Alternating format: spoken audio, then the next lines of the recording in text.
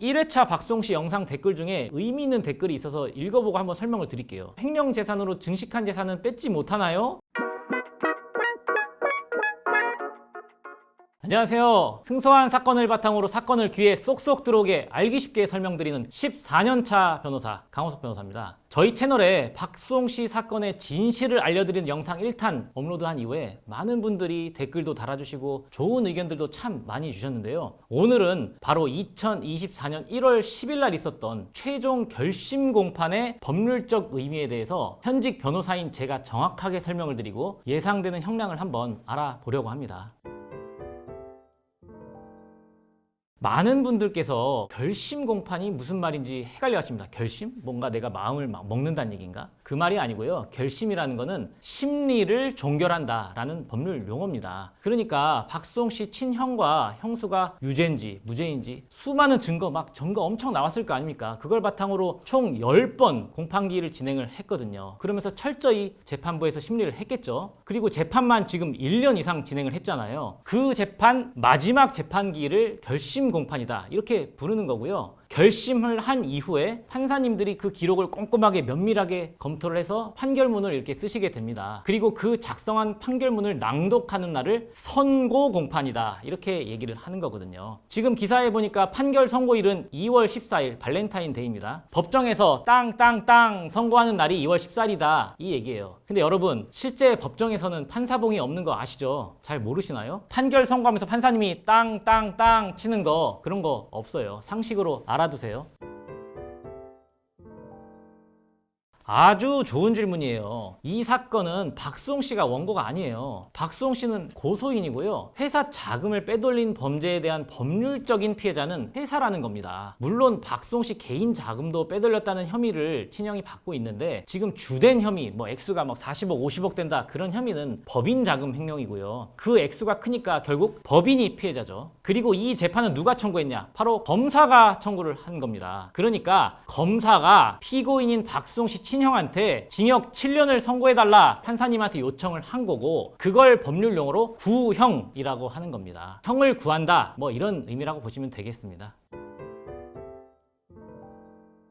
질문 주신 대로 결심 공판 기일에는 검사가 구형을 하고요. 피고인은 최후 진술, 일어나서 이제 잘못했습니다라고 하거나 아니면 마지막으로 하고 싶은 얘기를 하고 그리고 변호사인 변호인도 최종 변론을 하게 됩니다. 구형은 법에 정해진 범위 내에서 검사가 피고인의 죄질이라든지 여러 가지 사정들을 고려해서 하게 되는 거고요. 판사는 거기에 기속되는 게 절대로 아닙니다. 그냥 참고는 하는 겁니다. 통상적으로는요. 검사 구형보다 약간 낮게 형이 선고되는 경향이 있어요. 그러니까 예상하건대 7년보다는 낮은 형이 선고될 가능성이 더 크다 이렇게 보고 있습니다.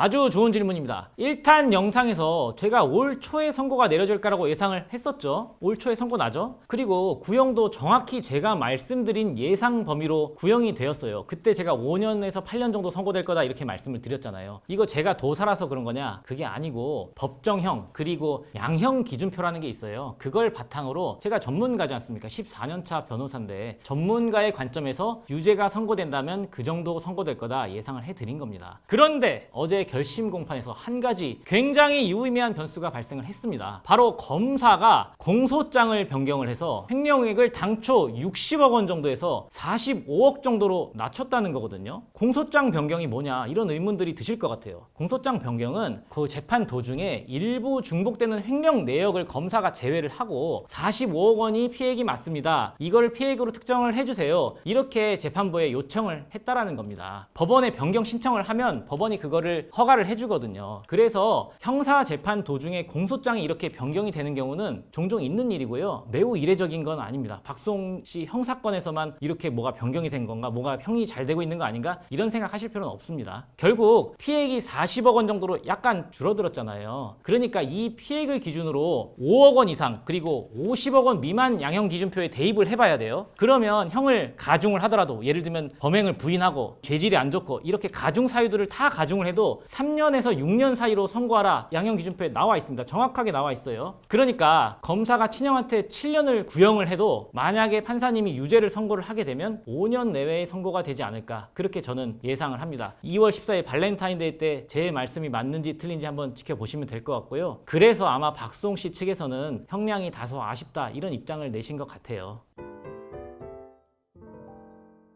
피고인 신문이라는 게 뭐냐, 형사소송법에서 모든 증거조사를 마친 후에 가장 마지막에 하도록 돼 있거든요. 뭐 증인 신문도 다 하고 뭐 가족들 다 증인으로 나왔었잖아요. 그런 거 다 마치고 제일 마지막에 피고인한테 뭘 물어보는 절차를 말하는데, 예외적으로 뭐 피고인 신문을 먼저 하는 재판도 있긴 있습니다. 그런데 99% 이상 맨 마지막에 합니다. 그러니까 거기서 마지막으로 하고 싶은 이야기를 피고인이 할 수도 있고 자기 본인의 입장을 밝힐 수도 있는 그런 절차가 피고인 신문이다, 이렇게 보시면 될 것 같아요. 형사재판을 가보면 거의 재판은 검사랑 변호사만 진술을 하고 공방을 하고요. 피고인은 별로 말할 기회가 없습니다. 그러니까 피고인 신문은 피고인이 자신의 입장을 재판부에 밝힐 마지막 기회다, 이렇게 보시면 될 것 같고요. 기사를 보니까 동생을 자식 같은 아이라고 진술을 하면서 형이 눈물을 흘렸다라는 이런 보도도 있고, 여하튼지 간에 유무죄를 떠나서 정상 참작의 기회이기도 하기 때문에 피고인인 친형의 입장도 이해는 갑니다. 저도 친형의 유무죄는 지금 몰라요. 다만 제 경험과 친형에 대한 영장이 이미 발부되었다라는 거, 그리고 박수홍 씨의 뭐 언론에 보도된 입장 등을 바탕으로 조심스럽게 제가 변호사로서 예측을 해드리는 겁니다. 그리고 지난 1회차 박수홍 씨 영상 댓글 중에 의미 있는 댓글이 있어서 읽어보고 한번 설명을 드릴게요. 부동산 가격 상승 등으로 횡령 재산으로 증식한 재산은 뺏지 못하나요? 누가 이런 댓글을 달아주셨더라고요. 맞아요. 횡령 범죄가 유죄라도 그걸 바탕으로 형이 돈을 빼돌려서 다른 투자를 해서 돈이 막 불어났다, 그런 것까지 피해액으로 봐야 되는 거 아니냐라는 질문이 있을 수 있는데, 그것까지는 피해액으로 특정될 수 없습니다. 이거는 만약에 민사재판이라고 해도 특별손해라고 해가지고요, 손해액으로 인정이 안 됩니다. 여하튼 많은 분들이 관심을 가지고 계신 사건이기도 해서 제가 다시 한번 그 법률적인 의미를 오직 변호사의 관점에서 설명을 드렸습니다. 발렌타인데이에 판결이 선고되면 그 판결문도 제가 입수해서 분석해서 한번 설명을 드리는 시간을 갖겠습니다. 다음 영상에서는 더 좋은 주제로 찾아뵙겠습니다. 감사합니다.